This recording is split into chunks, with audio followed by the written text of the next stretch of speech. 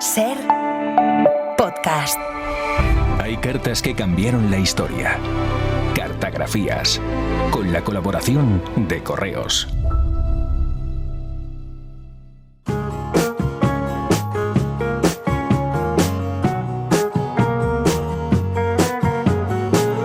Cartagrafías, viajes por correspondencia, con Laura Piñero.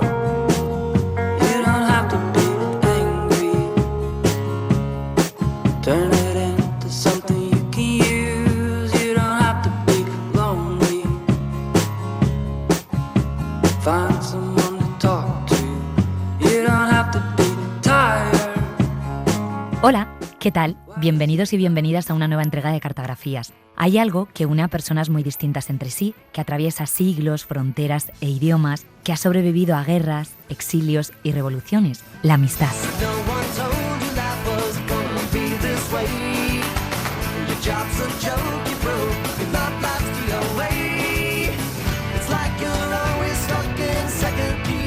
Y hoy en Cartagrafías le dedicamos un programa entero.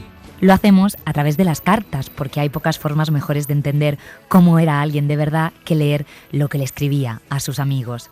Ahí aparece el humor que no sale en los discursos, el miedo que no cabe en los libros, la ternura que se reserva para quienes de verdad conocen al otro, y un ejemplo maravilloso es el de las cartas compartidas entre el pintor Salvador Dalí y el escritor Federico García Lorca. Federico, estoy trabajando en unos cuadros que me hacen morir de alegría.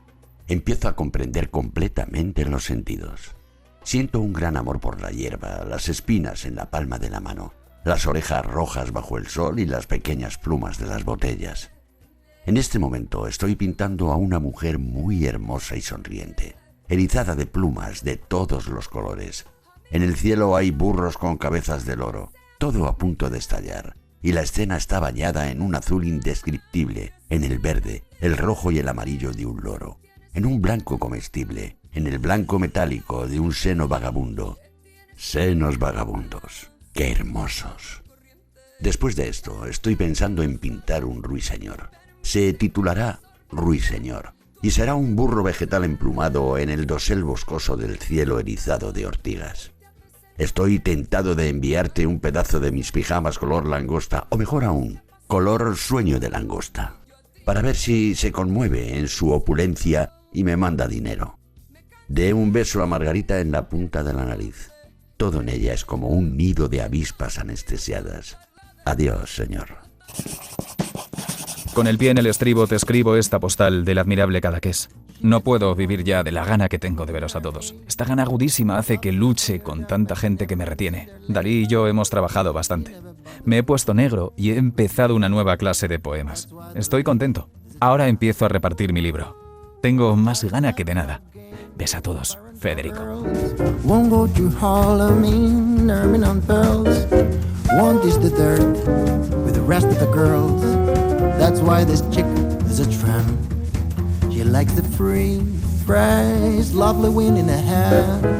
En este especial vamos a escuchar correspondencias de amistad entre personajes históricos de distintas épocas, escritores, artistas, científicos, activistas, personas que se sostuvieron mutuamente en la distancia simplemente con papel y tinta, en momentos en los que eso era lo único que tenían. Al final del programa recibiremos además a una invitada que cultiva la amistad por correspondencia.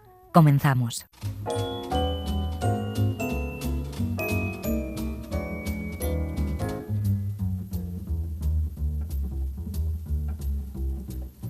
Kiss on the hand may be quite continental, but diamonds are a girl's best friend.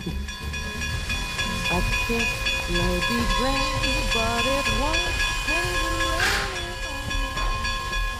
En 1661, un hombre llamado Henry Oldenburg viajó a Holanda para visitar a Baruch Spinoza en su retiro en un pueblecito tranquilo donde el filósofo vivía, apartado del mundo, puliendo lentes ópticas y pensando. Oldenburg no era cualquiera, era el primer secretario de la Royal Society de Londres, la institución científica más importante de Europa en aquel momento. Volvió a Inglaterra, se sentó y le escribió una carta. Spinoza le respondió. Y así empezó un intercambio que duró más de 2 décadas y que es, en muchos sentidos, el documento sonoro del nacimiento de la ciencia moderna, chocando contra la religión. Lo notable de esta correspondencia es el tono. No es el de 2 adversarios, es el de 2 hombres que se respetan profundamente y que se necesitan intelectualmente.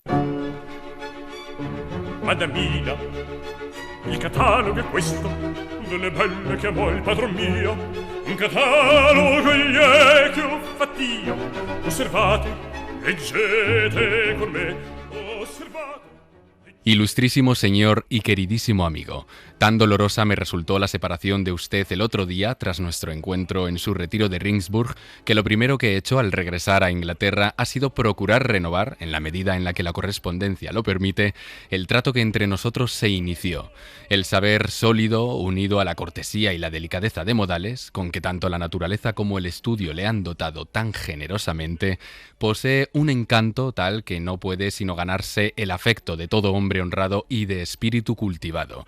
Tendámonos pues la mano en una amistad sincera, excelentísimo señor, y alimentémonos ese sentimiento con todo el empeño y la buena voluntad que esté en nuestra mano. Cuanto más libremente me escriba sobre estos y otros asuntos semejantes, más estrechará los lazos de nuestra amistad y mayor será la obligación en que me ponga de corresponderle, en la medida de lo posible, con servicios similares. Suyo con todo el afecto y el celo del que soy capaz.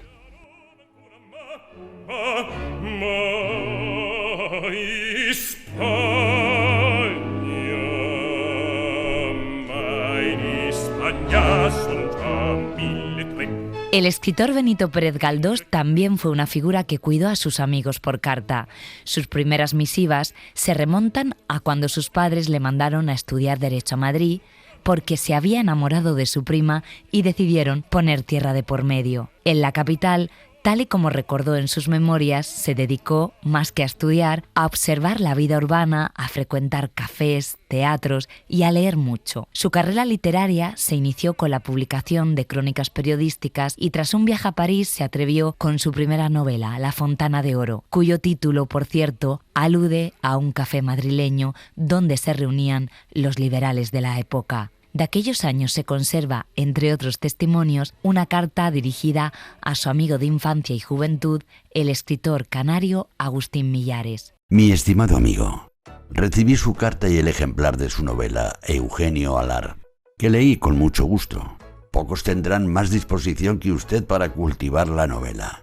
Y es lástima que, encerrado en tan pequeña esfera, no pueda lucir sus dotes como debe y puede lucirlas. Aquí y ahora hay algún movimiento literario y todo hace esperar que vendrán días buenos para las letras. Yo, admirado por el éxito de La Fontana, voy a seguir publicando novelas. Y ahora estoy haciendo la tercera. Yo creo que si he tenido el favor del público, no es por el mérito de lo que escribo, que es bien escaso, sino porque al hacer novelas he levantado la bandera de la realidad enfrente de un idealismo estragado y lleno de afeites. Por este camino seguiré hasta ver a dónde llego. En lo que usted me dice de publicar aquí su obrita he pensado bastante.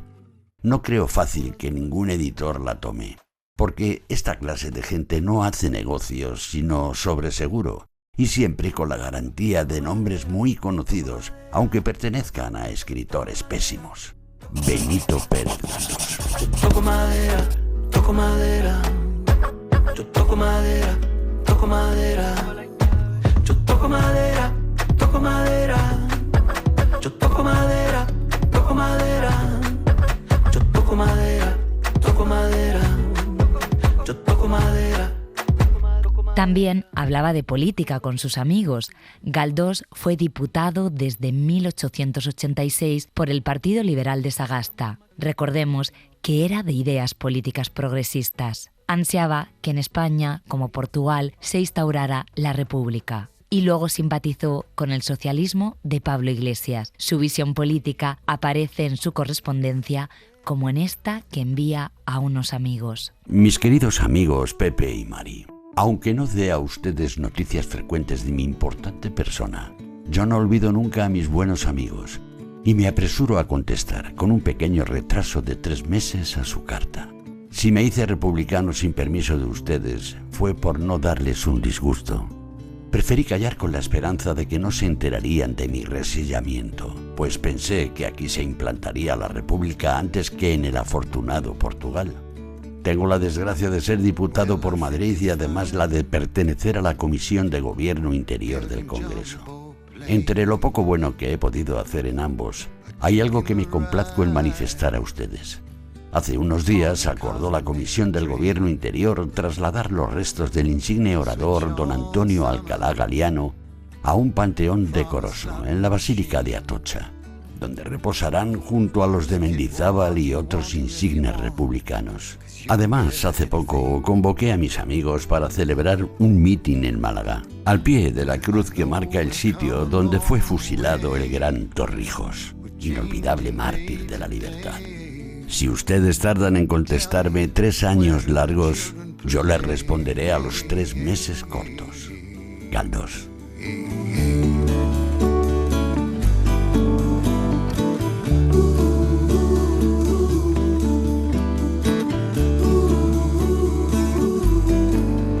Well, you roll on roads over fresh green grass for your lorry loads,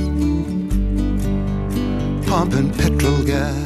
A Galdós sus ideas a veces le costaron caras. Fue candidato al Nobel en 1912, pero sectores conservadores bloquearon su elección.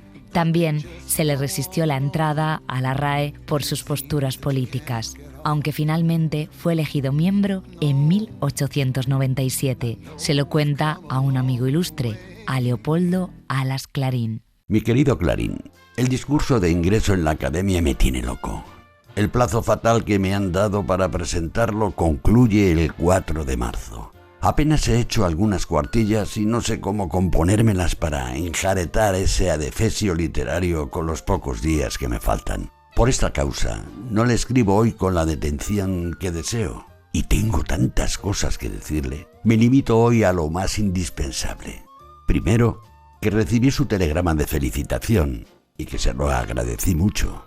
Segundo, que me gustó de veras su artículo sobre Torquemada. Tercero, que no le he mandado la de San Quintín porque no quiero que la conozca de leídas. Y último, que Mario me ha catequizado y que también iré a Asturias en la segunda quincena de abril o primera de mayo. Ahí nos veremos y le contaré a usted muchas cosas que ahora ni puedo ni quiero confiar a la pluma. Siempre suyo de corazón, Benito Pérez Galdós.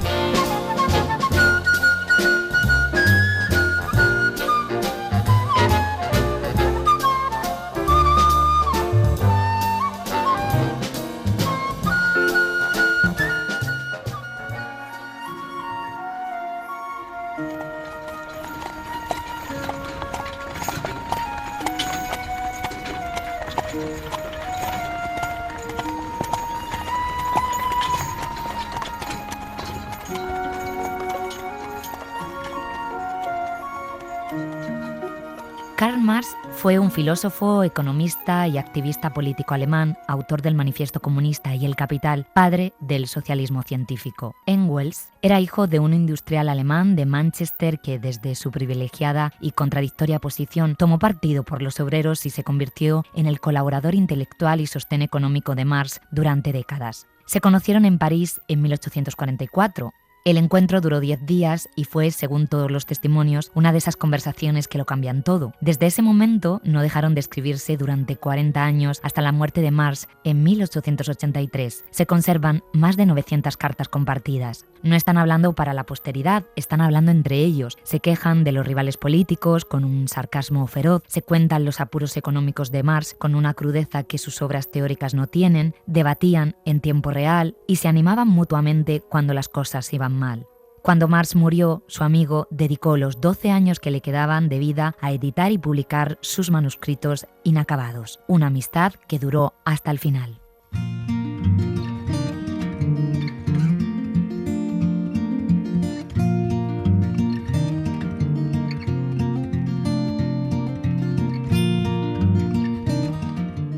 Querido amigo, tu carta llegó hoy en una atmósfera muy perturbada.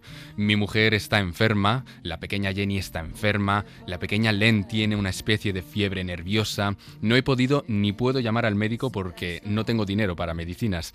Durante 8 o 10 días he mantenido a la familia con pan y patatas y ni siquiera estoy seguro de poder conseguir eso hoy. No he escrito ningún artículo para Dana porque no tenía ni un céntimo para ir a leer los periódicos. He intentado todo, pero en vano. Ese perro de Weidemeyer me estafa 15 libras. Escribo a Alemania, el cerdo ni siquiera responde. Me dirijo a Brockhaus ofreciéndole artículos de contenido inofensivo. Declina con una carta muy educada. Lo mejor y más deseable que podría pasarme sería que mi casera me echara a la calle. Al menos me ahorraría las 22 libras del alquiler. Luego están el panadero, el lechero, el del té, el verdulero y una vieja cuenta del carnicero. ¿Cómo voy a salir de todo este lío diabólico? Mi casa es un hospital. Gonna meet Rachel at the foot of the wood, where the earth will end and the wild subside until she's gone.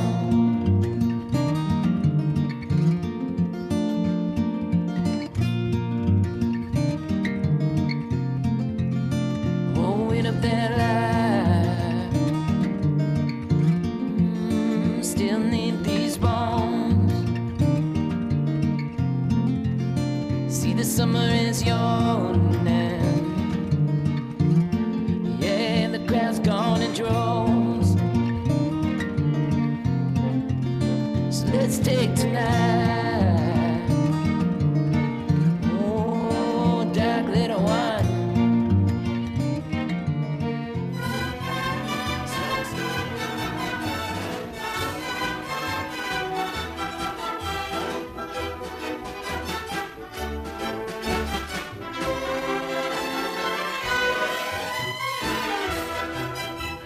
Las niñas que pasean por Pardiña, cada día arriba, cada día abajo su ilusión.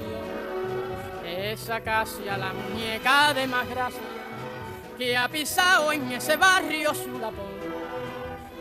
Desde Cibeles a Goya anda buscando un cariño, sin más adorno ni joya que una sonrisa y un lindo guiño.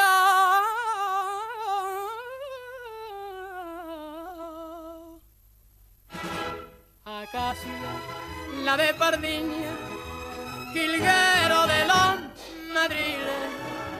Acacia, fina y sencilla, juguete de 20 abriles. Acacia. En Madrid, cerca del Parque del Retiro, existe un lugar que resiste el paso del tiempo con una elegancia discreta, la Cuesta de Moyano. Compuestos de madera de color gris azulado, donde se venden novedades, libros de segunda mano, antiguos, raros, descatalogados, de ocasión, como los famosos buquinistas de París junto al Sena, pero con un siglo largo de historia madrileña encima. Por aquí pasaban Valle Inclán, Baroja, Umbral, sigue pasando Ian Gibson. Han sobrevivido a crisis económicas, a los grandes almacenes, a Internet, a la pandemia. En 2019, la periodista Lara Sánchez, nieta de Pepe Berchi, uno de los libreros más queridos de la Cuesta, fundó la asociación Soy de la Cuesta para mantener vivo este espíritu. Y fue precisamente Lara quien, tiempo después del fallecimiento de su abuelo, hizo un hallazgo extraordinario entre sus pertenencias. Un lote de 13 cartas inéditas compartidas entre el periodista y pensador Ramiro de Maeztu y el filósofo José Ortega y Gasset. Mi abuelo librero Pepe Berchi, que era un librero que iba a su caseta de la Cuesta de Moyano hasta el último de los días de su vida, estuvo yendo a su caseta con corbata, zapato de piel, chaleco y traje, y Moyano era un lugar imprescindible para cualquier lector y bibliófilo de cualquier tipo, artistas, académicos. El hallazgo de mi abuelo de las cartas de Ortega Ramiro fue en una compra, en una de las tantas compras que los libreros de antiguo y de viejo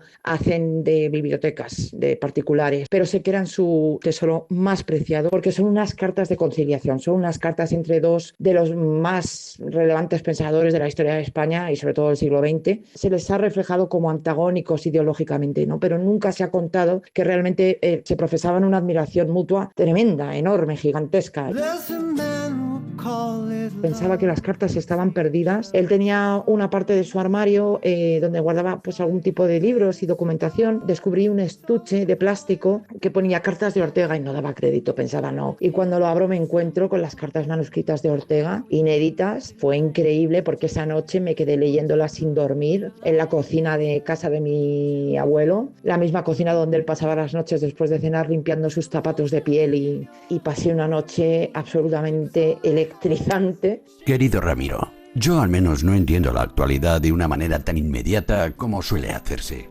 La actualidad no consiste en la agitación social ni en la fragmentación de la historia viva. Consiste más bien en la comprensión profunda de la cultura en su continuidad. El periodismo, en cambio, está retrasado respecto a ese estado del mundo. No cumple todavía la función que debería tener. La opinión pública olvida que un hecho, un suceso, por ejemplo, no es más que un punto dentro de una esfera mayor y que solo puede entenderse bien si se lo integra en esa totalidad. Los artículos de prensa como género literario tienen la misma obligación que una epopeya, aspirar a perdurar.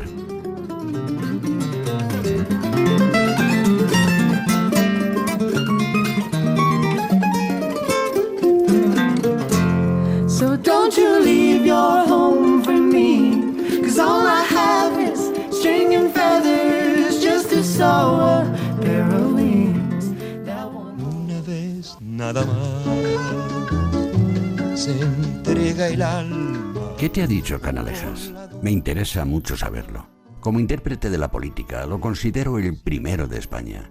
Sin embargo, creo que no es claro cuando se trata de una acción política amplia, de gran alcance, y sobre todo creo que no ha comprendido el problema español. Ni siquiera yo, catalán, para quien lo catalán es idéntico a lo español, me siento comprendido por él.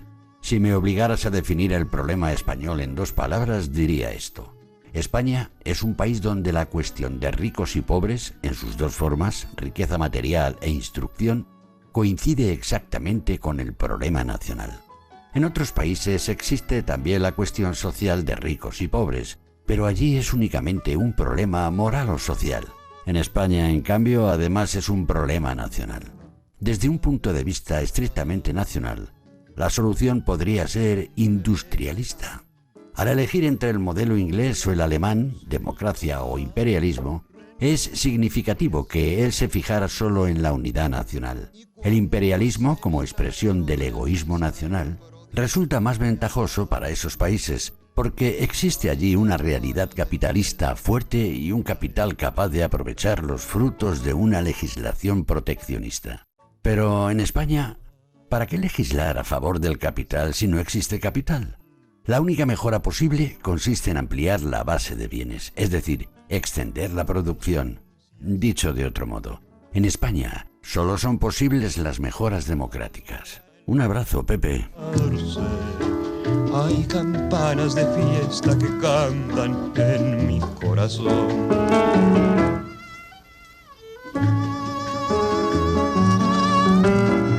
Estas cartas son importantes por muchas razones. La primera, porque muestran el pensamiento de 2 de las figuras más influyentes de la España de principios del siglo XX en estado puro. La segunda, porque certifican algo que podría sorprender: la amistad entre 2 hombres con visiones del mundo radicalmente opuestas. Para Maeztu, el problema de España era haber perdido la fe.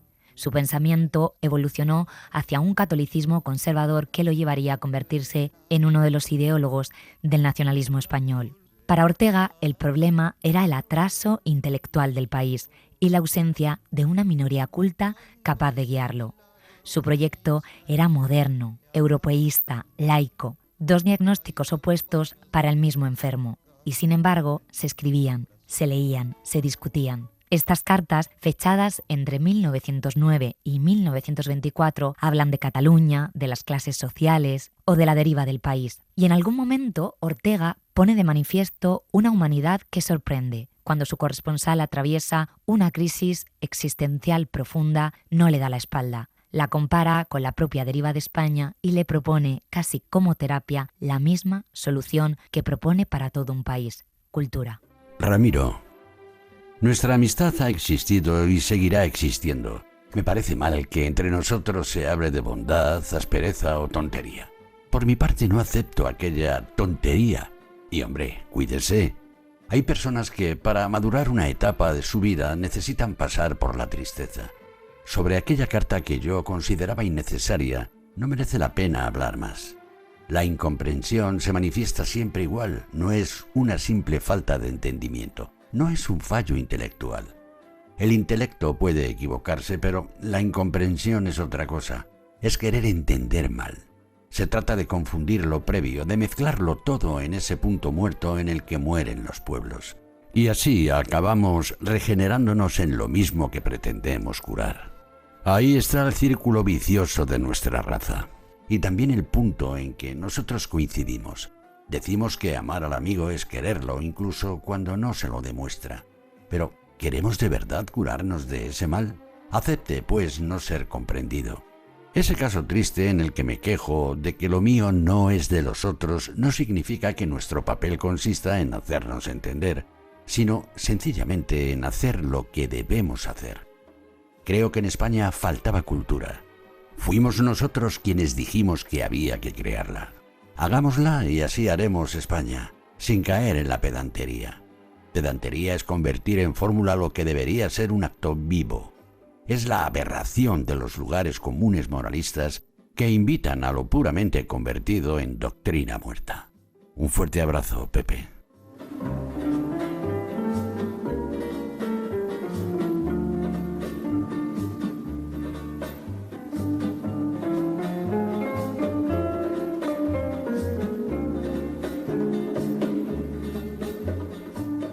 Pero en un momento determinado, esta relación se rompe. Maeztu dejó de contestar. Ortega lo interpretó como un desinterés y encima le llegaban comentarios de supuestas críticas de su corresponsal. El resultado fue una de esas rupturas silenciosas que duelen más que las explícitas. Ortega cortó la relación. Las cartas son muy curiosas de leer de principio a fin, no solamente una por una, porque comienzan con un entusiasmo, una admiración casi de enamoramiento de Ortega a Ramiro, citando frases, ¿no?, para alentarle a que Ramiro genere una reunión de intelectuales que ayude a modernizar a España a través de la cultura. Constantemente las cartas de Ortega le llama a la acción y Ramiro no actúa. Así que al final las cartas terminan siendo un poco amargas. Se ve como Ortega está un poco enfadado con Ramiro porque no le hace caso, porque no ha podido hacer lo que le pide y ese es el fin, ¿no?, de las cartas. Tenemos muchas cosas que hablar, entre ellas algunas quejas mías. Hace poco Segre me escribió una carta en la que mencionaba cosas que, según él, yo pretendía. Aquello me indignó. No puedo creer que tú no intervinieras para impedir que Segre publicara semejante cosa. Y si no lo impediste, ¿por qué dejaste que se hiciera público? He sentido desde hace tiempo cierta desestima. Me encuentro cada vez más inclinado al pesimismo, más cansado de las edades y cada vez pienso peor de España. Me parece muy exacto lo que usted dice. Un detalle. Mi sociabilidad habría que buscarla más cerca del orgullo o del temperamento, que tengo muy hipersensible, y de mi percepción de lo individual.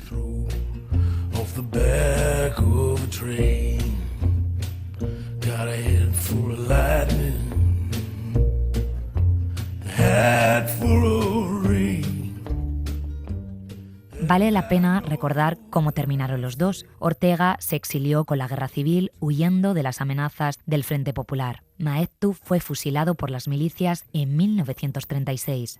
Por eso, el abuelo de Lara nunca quiso vender estas cartas, porque para él simbolizan algo muy concreto, una España que pudo entenderse con las palabras por encima de las diferencias. El padre de su abuelo, librero y ayudante de Pablo Iglesias, había muerto en la cárcel. Él guardó esas cartas como quien guarda una promesa. Lara decidió subastarlas para que pasaran a manos públicas. Se las quedó la Biblioteca Nacional y ahora están a disposición de cualquier ciudadano. Con el dinero recaudado, pudo salvar la Cuesta de Moyano.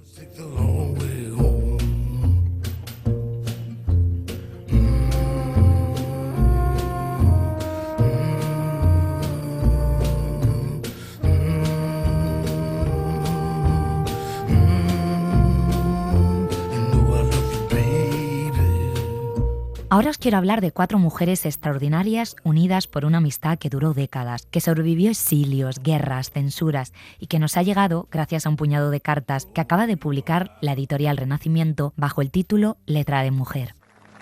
Esta Constitución ya puede decir en su primer artículo que España es una república democrática en la que todos sus poderes emanan del pueblo.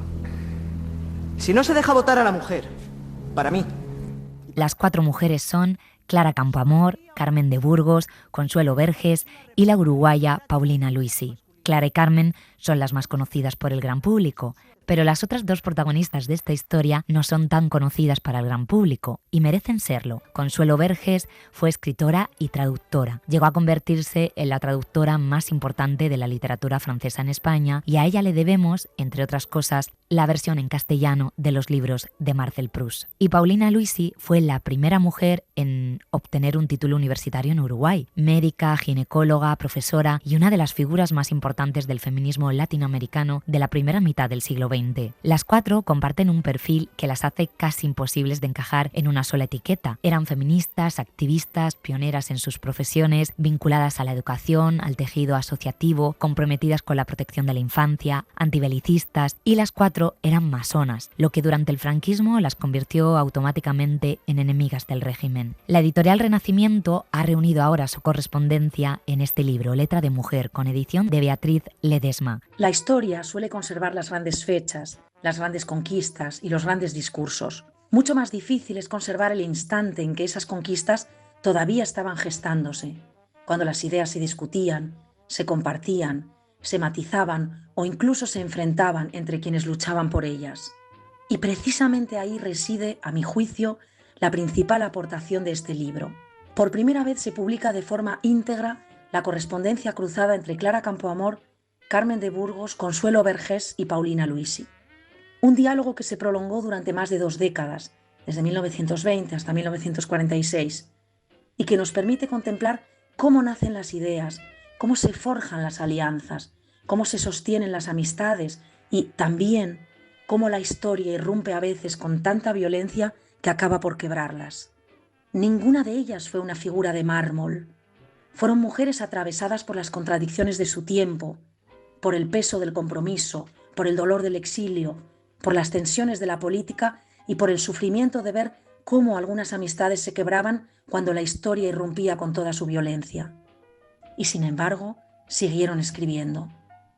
Porque la escritura fue para ellas refugio y trinchera, espacio de reflexión, de resistencia y de acción, lugar donde sostener el afecto cuando todo parecía desmoronarse.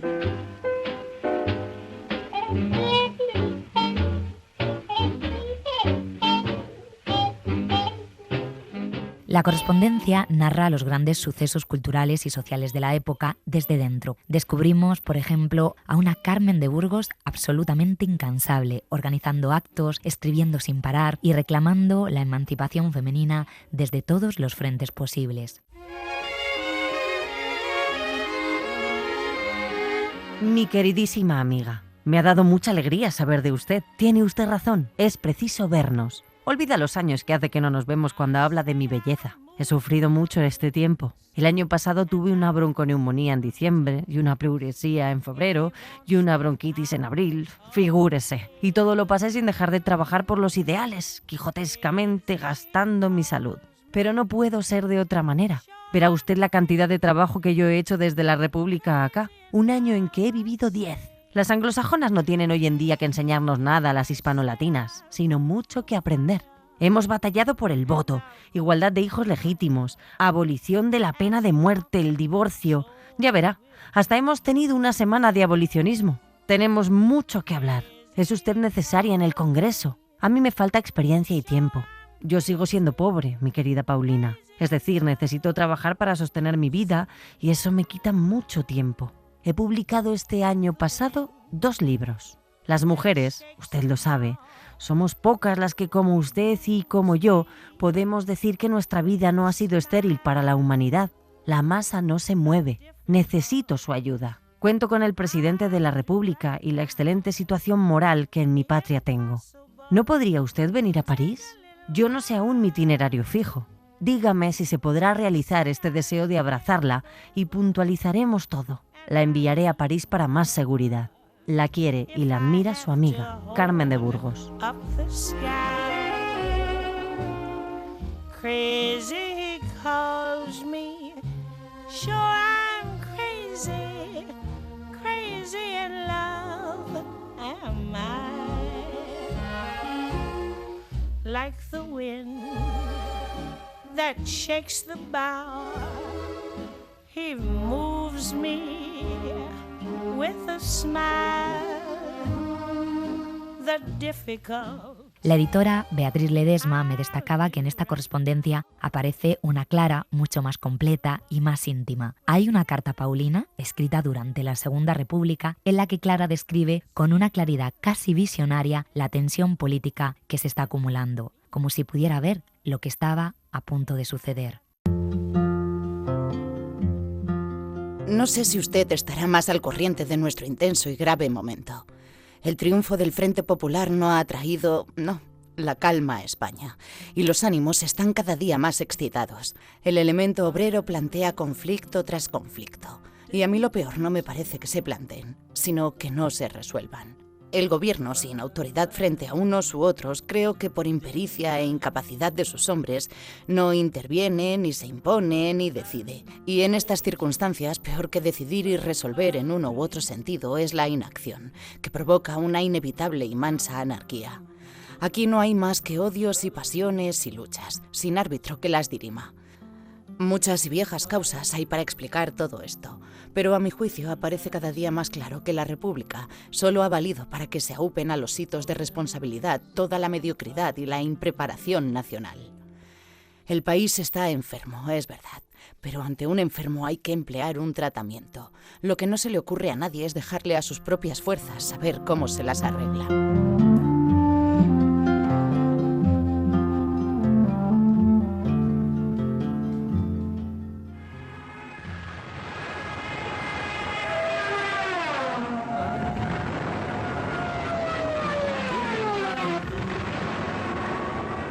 Y en julio de 1936 estalló la Guerra Civil. Clara intentó abandonar el país y lo que vivió en ese intento, lo relata ella misma en una carta ya desde su exilio en Suiza, es uno de los episodios más escalofriantes de todo el libro. Hay un momento en el que trata de subir a un barco y lo que ocurre dice mucho sobre el caos y el miedo de aquellos días. El cónsul argentino me dijo podía embarcar en un petrolero y esperar allí la llegada de un barco extranjero, lo que hice con mi madre y la niña. A los 3 días nos recogió un mercante alemán que iba a Génova. Por muchas razones hubiera preferido ir a Marsella y en otro barco, pero no había opción. En el barco, en efecto, 5 falangistas quisieron echarme al agua. Suerte que al menos en los blancos había un mayor concepto de la jerarquía y se les ocurrió consultar al capitán, quien naturalmente se opuso. Pero esos simpáticos señores me denunciaron al Comité de Génova, quien lo hizo a la política italiana, no sé en qué concepto. Y a las 3 nos llevaron a una escuela cárcel donde estuvimos 3 horas hasta que yo armé un escándalo formidable y me llevaron al comisario, quien me confirmó que 5 pasajeros del barco me habían denunciado como no amiga de las ideas fascistas. Lo que desde luego le confirmé.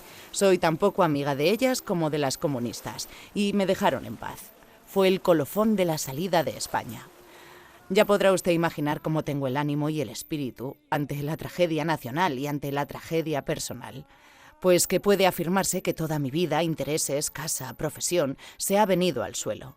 Mi posición es neta ante el conflicto. Estoy lo mismo contra los unos que contra los otros. La rebelión militar, que como tal rebelión no puede ser aprobada, ha sido el resultado único de la incapacidad y la debilidad del gobierno del Frente Popular, que tenía a España mansamente por su inacción, sumida en la anarquía desde el mes de febrero.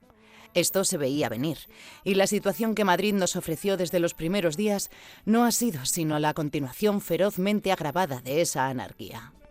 Creo sinceramente que la lucha va a prolongarse indefinidamente y que si triunfaran definitivamente unos u otros, el país se vería sumido en una dictadura roja o blanca y en una situación igualmente caótica durante algún tiempo. Si la contienda termina en tablas, además de que la espera será larga, no sé cómo vamos a rehacernos en mi pobre y desgraciado país. día yo podré olvidarte.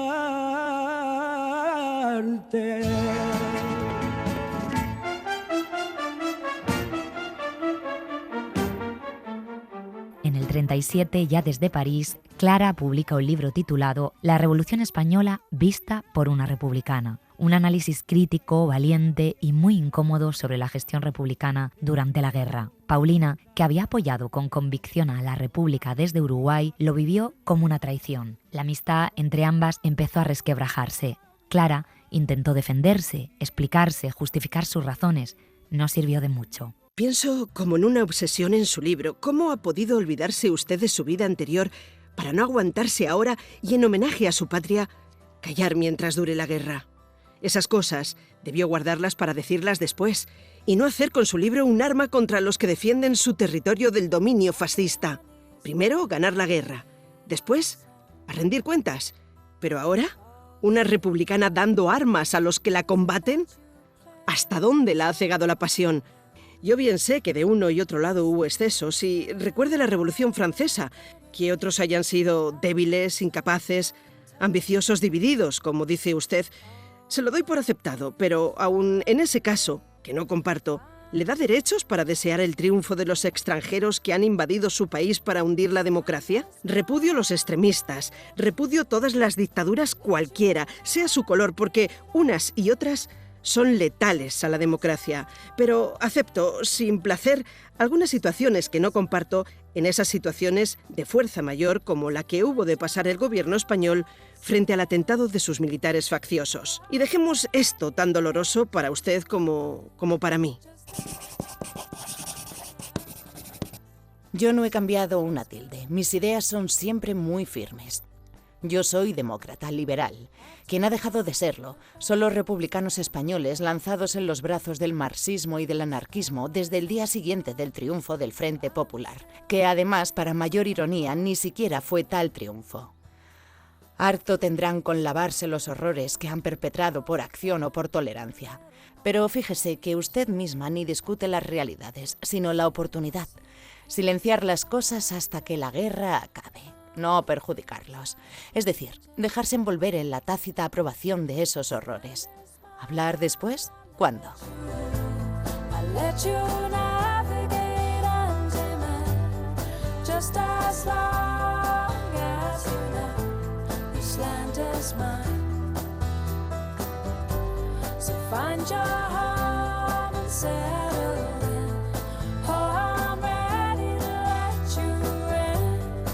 Just as long as we know this land is mine.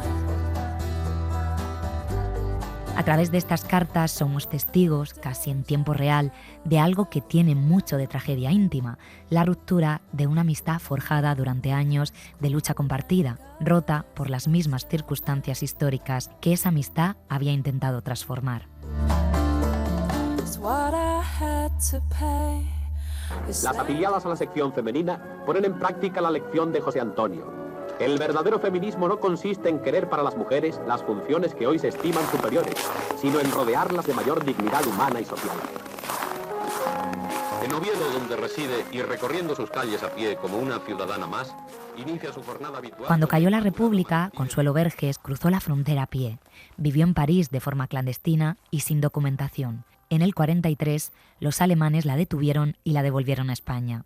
Consiguió eludir la cárcel, pero el franquismo le prohibió publicar con su nombre. Sus traducciones y sus textos circularon durante años bajo un seudónimo o con nombres ajenos. Y sin embargo, su amistad con Clara y especialmente con Paulina resistió. Hay una carta de 1939, escrita desde París, que lo dice todo sobre lo que significa mantener el vínculo humano cuando todo lo demás se ha derrumbado. Muy querida amiga, salud a nuestro nuevo encuentro. Todavía no está todo perdido. Mientras se compruebe que existe la amistad leal y generosa, la vida merecerá la pena de ser vivida. Y yo renazco a ella precisamente por eso, porque después de perder España y la fe en tantas cosas más o menos abstractas, vuelvo a encontrar a mis amigos de antes y de siempre. Pocos, pero lo suficientes para salvar la moral y la dignidad del mundo. En la primera fila de esos especímenes de buena humanidad me la encuentra usted, querida doctora, después de tanto tiempo y sobre esta laguna de sangre y de miseria y de sacrificio que inundó a nuestra España, viene usted a mí con su ayuda moral y material cuando más necesito de ambas. Le correspondo con lo único que puedo corresponderle ahora, con toda la capacidad de afecto y estimación que he podido salvar de la catástrofe. Desde hace unos días estoy en París. No encontré posibilidad de salir legalmente del lugar de refugio, eufemismo que aquí se emplea en lugar de prisión atenuada.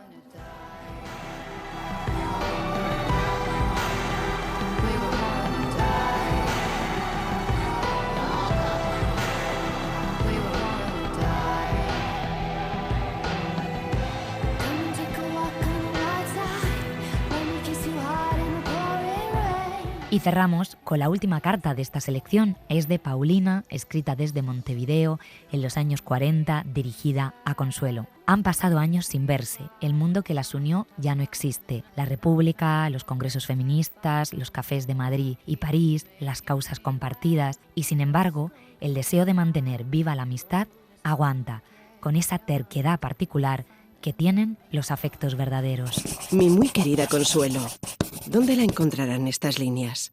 ¿Qué ha sido de usted después de estos temibles años de guerra, de sufrimiento, de inquietudes y de hambre? Yo no desespero en encontrarla y volver a reanudar, aunque sea de lejos, nuestras amables charlas de otros días. ¿Cuántos amigos dispersos? Lo mismo entre los españoles que entre los demás. De todos mis amigos que dejé en Europa, he perdido las señas, salvo uno que otro, pues la correspondencia no llega, se extravía, desaparece. Me ha sido muy penoso enterarme de la pobre Concha Espina, que usted me dice que está ciega. Pobre buena amiga. Si tiene ocasión de verla, dele un abrazo de mi parte y dígale que siempre la recuerdo con cariño. Y a usted, mi vieja amiga, ¿qué voy a decirle? Sino enviarle un abrazo muy apretado que le dirá todo lo que las palabras no podrían traducir. Paulina. To get over this. And from time to time I get heavy-hearted thinking of how we used to kiss. Cartagrafías con Laura Piñero.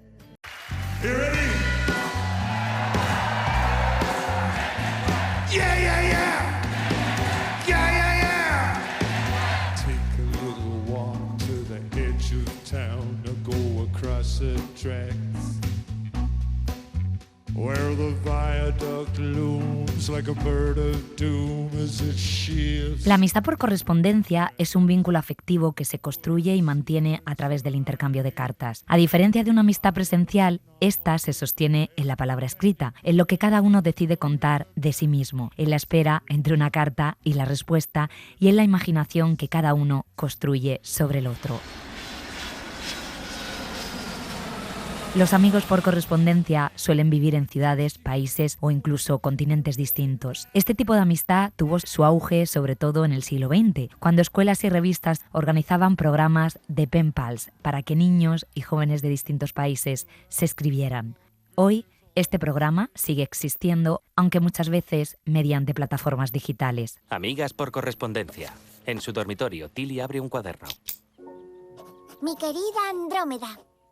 ¡Hola! Soy tu vieja amiga Tilly, informando desde el campo. Es mi primera semana aquí y hace un tiempo estupendo. Incluso se puede ver toda la galaxia por la noche. Créeme cuando te digo que es precioso. Te echo mucho de menos. Lo he puesto con 17 U's y ya sabéis que no las uso a la ligera. Y llegamos hasta nuestra postdata de hoy, que la firma la escritora y docente de escritura creativa Laia Fábregas, que lleva más de 20 años compartiendo cartas diarias con una amiga por correspondencia de Holanda.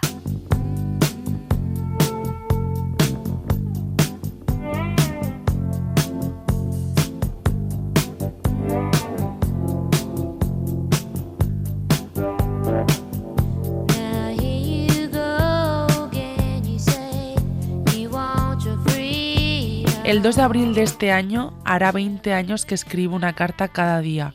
Escribo a mano sobre un papel, o sobre una entrada de una exposición, o sobre un dibujo de mi hijo. Cada día escribo una, la meto en un sobre, cierro el sobre, pongo un sello y la envío a la misma dirección. Durante 20 años mis cartas han llegado a la misma dirección de Rotterdam y desde allí una amiga mía, Margot, ha escrito una también cada día para enviármela a mí. Esto quiere decir que por ahora tengo casi 7.300 cartas de ella, en cajas de zapatos, una para cada año. Y el día 2 de abril de este año, tanto ella como yo escribiremos la carta que hace 7.306. Y al día siguiente escribiré la que hace 7.307. Laia Fábregas, escritora y docente de escritura creativa. Hola, bienvenida a Cartografías. Hola, gracias por tenerme. Háblame de Margot, de tu amiga por correspondencia. Bueno, Margot fue una de esas personas a quien les pedí hace más de 25 años que me mandaran una carta que yo nunca abriría, ¿no? Era la mujer de un estudiante que yo conozco, o sea, de alguien que estudiaba conmigo. Entonces, a poco de conocerla, igual solo la había visto un día, le pedí esto, que me mandara una carta que yo nunca abriría. Entonces ella me mandó 2 cartas, me llamó y me dijo, te voy a mandar 2 cartas, una es la de tu proyecto y la otra sí que tienes que abrirla. Entonces la que tenía que abrir, en ella me contaba que le parecía muy interesante mi proyecto de cartas que no abriríamos, pero me quería proponer otro proyecto que era que nos mandáramos una carta cada día. Y en principio creo que escribió algo así como podemos hacerlo un año y luego miramos qué. Y yo le dije enseguida que sí y empezamos a escribirnos y naturalmente nos conocíamos muy poco porque yo igual la había visto 2 veces solo, pero ella era estudiante de Bellas Artes también en ese momento. Y entonces empezamos este ritual de escribirnos una carta cada día. Y al cabo de un año ni una ni la otra nos preguntamos si teníamos que parar porque ya había pasado un año. Simplemente continuamos y de eso ya hace ahora mismo 25 años y 3 meses. O sea, 25 años compartiendo cartas con una amiga que está en Holanda. ¿Cuántas cartas son aproximadamente? Más de 3.000. Creo que la última vez que lo conté eran unas 9.000 cada una. Y creo que a lo largo de este tiempo la pregunta que más te han hecho, y te la hago yo ahora también, es ¿por qué? ¿Qué os da? Ahora la pregunta es más ¿por qué no paráis? ¿No? Y no paramos porque es ya un hábito, o sea, ya nos hemos acostumbrado. Llego a la conclusión que un poco es mi diario en sus manos y su diario en mis manos, ¿no? Porque nos vamos contando las cosas que nos pasan de alguna forma o de cómo nos sentimos. Pues Laia Fábregas, muchísimas gracias por contarnos tu historia de amistad por correspondencia y vamos a intentar nosotros también hacer el ejercicio con algún amigo o amiga. Un abrazo muy grande y muchas gracias por sumarte a este programa. Gracias a vosotros.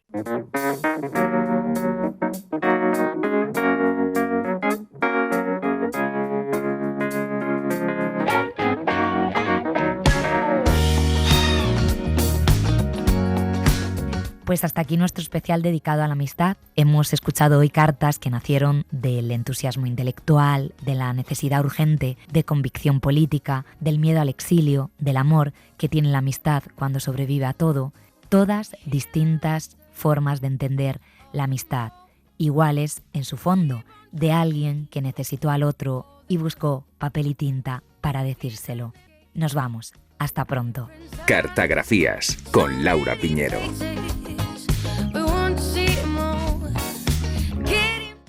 Las cartas han cruzado fronteras, océanos y generaciones para conectar personas e historias. En Correos nos movemos para acercar el Estado a todo el territorio, llegando donde nadie más se mueve, para estar más cerca, ser más efectivos y ayudar a las personas. Correos, nos movemos por todo un país.